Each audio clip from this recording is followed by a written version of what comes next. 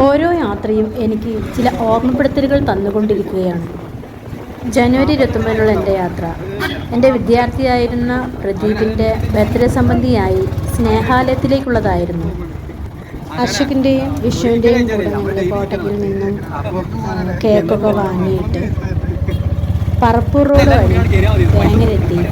വേങ്ങരയിൽ നിന്നും എയർപോർട്ട് റോഡിലൂടെ തീണ്ടേക്കാട് എത്തിയിട്ട് അവിടെ ഒരു ജംഗ്ഷൻ പോലെ ഉണ്ട് കേട്ടോ. അപ്പോൾ അവിടുന്ന് റൈറ്റിലേക്കുള്ള വഴിയിൽ, അതായത് റൈറ്റ് പള്ളിയൊക്കെ കാണാൻ പറ്റും കേട്ടോ. മറ്റ് സ്ഥലം പറയുകയാണെങ്കിൽ കണ്ണമംഗലം, അതായത് വേങ്ങരയിലെ കണ്ണമംഗലം പഞ്ചായത്ത് വട്ടപ്പൊന്തയിലാണ് നമ്മുടെ സ്നേഹാലയത്തിൻ്റെ കറക്റ്റ് സ്ഥലം കിടക്കുന്നത് കേട്ടോ. സ്നേഹാലയത്തിലേക്കുള്ള യാത്ര എന്തിനാണെന്നറിയാം.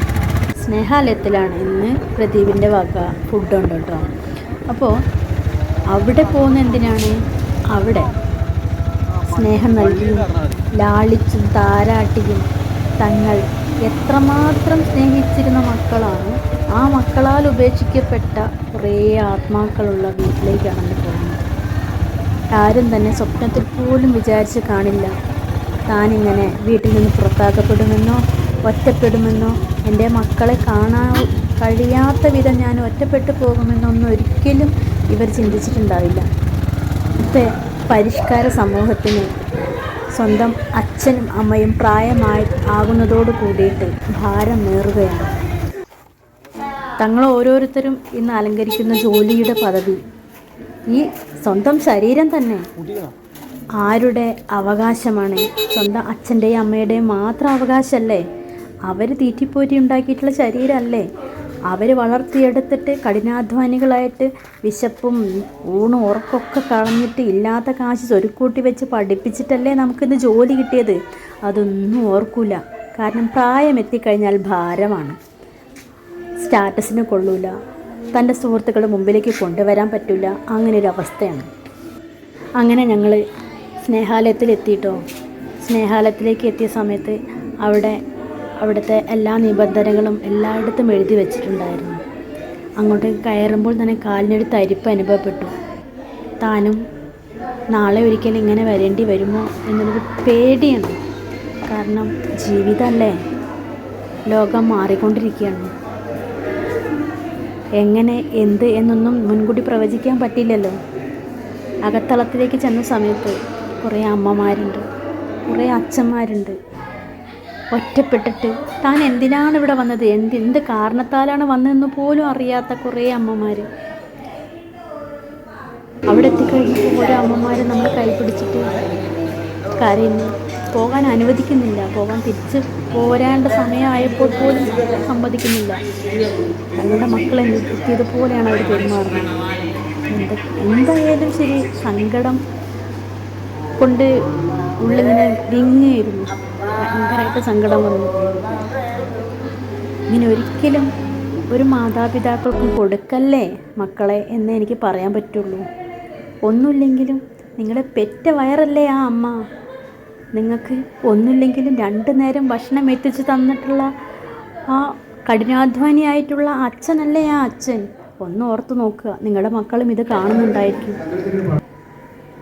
ഞാൻ പോരാൻ നേരം ഞാൻ എഴുതി ഒരു വാക്കുണ്ട്.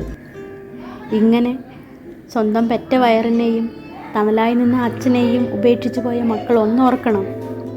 നിങ്ങളുടെ മക്കളിത് കാണുന്നുണ്ട്. ഇന്ന് ഞാനാണെങ്കിൽ നാളെ നീയാണെന്ന് ഓർക്കണം. ഒരിക്കലും അങ്ങനെ ചെയ്യല്ലേ മക്കൾക്ക് വിദ്യാഭ്യാസം കൊടുക്കുന്നതോടൊപ്പം തന്നെ സ്നേഹത്തിൻ്റെ വില എന്താണെന്ന് മനസ്സിലാക്കി കൊടുക്കണം. പ്രദീപിൻ്റെ ഏട്ടൻ്റെ മകൾ അവർക്ക് മുന്നിൽ അവർക്ക് വേണ്ടി നൃത്തച്ചുവടുകൾ ചെയ്തു, അവരെ സന്തോഷിപ്പിക്കാൻ വേണ്ടിയിട്ട്. പലപ്പോഴും സാഹചര്യങ്ങൾ സമ്മർദ്ദങ്ങളാലും എത്തിച്ചേർന്നിട്ടുള്ള മാതാപിതാക്കൾ ഉണ്ടായിരിക്കാം കേട്ടോ. ജോലിക്ക് വേണ്ടിയിട്ട് ദൂര സ്ഥലങ്ങളിലേക്കൊക്കെ പോകുന്ന മക്കൾക്ക് നോക്കിയിരിക്കാൻ പറ്റാത്ത അവസ്ഥയുള്ളപ്പോഴും ഇങ്ങനെയുള്ള സ്ഥലങ്ങളിൽ കൊണ്ടാക്കപ്പെടുന്നുണ്ടായിരിക്കാം. ആയാലും ഇന്നത്തെ ദിവസം എനിക്ക് സന്തോഷത്തിൻ്റെതായിരുന്നു, പക്ഷേ സങ്കടത്തിൻ്റേത് കൂടിയാണ്. അമ്മമാരുടെയും അച്ഛന്മാരുടെയും മുഖത്തേക്കൊക്കെ നോക്കിയപ്പോൾ എന്താണ് പറയേണ്ടതെന്ന് പോലും എനിക്ക് അറിയണ്ടായിരുന്നില്ല. കാരണം എന്ത് ചോദിക്കണമെന്ന് പോലും അറിയില്ലായിരുന്നു. അവിടെ നല്ലോണം വരയ്ക്കുന്നൊരു അപ്പൂപ്പനെ കണ്ടു കേട്ടോ. അതോടൊപ്പം തന്നെ അദ്ദേഹത്തിന് നല്ല മാജിക്കും അറിയാമായിരുന്നു. ഞങ്ങൾക്ക് മാജിക് ഷോ കാണിച്ചു തന്നു. അദ്ദേഹം വരച്ചിട്ടുള്ള ചിത്രങ്ങൾ എല്ലാം എടുത്ത് കാണിച്ചിട്ട് ഇഷ്ടമുള്ളത് എടുത്തോളാൻ പറഞ്ഞു. അതിൽ 1-2 ഉണ്ണിമോളെടുത്തു. വീണ്ടും ഞങ്ങൾ വരും എന്നുള്ള പ്രതീക്ഷയോടെയാണ് ഞങ്ങൾ പറഞ്ഞയച്ചത്. ആർക്കും ഞങ്ങളെ പറഞ്ഞയക്കാൻ താല്പര്യം ഉണ്ടായിരുന്നില്ല. പക്ഷെ കാര്യം കൂടി പറയട്ടെ, നമുക്കെല്ലാവർക്കും ബർത്ത്ഡേ വരാറുണ്ട്, കല്യാണം അല്ലെ, വിശേഷപ്പെട്ട ദിവസങ്ങളെല്ലാം വരാറുണ്ട്. ഇങ്ങനെയുള്ളവരുടെ കൂടെ നിന്നിട്ട് ഒരു നേരമെങ്കിലും ഇവരുടെ കൂടെ നിന്നിട്ട് ഇവർക്ക് സന്തോഷം നൽകിക്കൊണ്ട് അത് ആഘോഷിക്കുകയാണ് നമുക്ക് ജന്മത്തിൽ നൽകാൻ പറ്റുന്ന ഏറ്റവും വലിയൊരു സുഹൃതം എന്നാണ് എനിക്ക് തോന്നുന്നത്. അനാഥ കുഞ്ഞുങ്ങളെപ്പോലെ തന്നെ ഈ അനാഥരല്ലാത്ത സനാഥരായിട്ടുള്ള ഈ അച്ഛനെയും അമ്മയും ഒക്കെ കാണുക, കഴിയുന്നത്ര സന്തോഷം നൽകുക. വീണ്ടും വരുമെന്നുള്ള ഉറപ്പോടു കൂടി ഞങ്ങൾ എല്ലാവരും ഇവിടെ നിന്ന്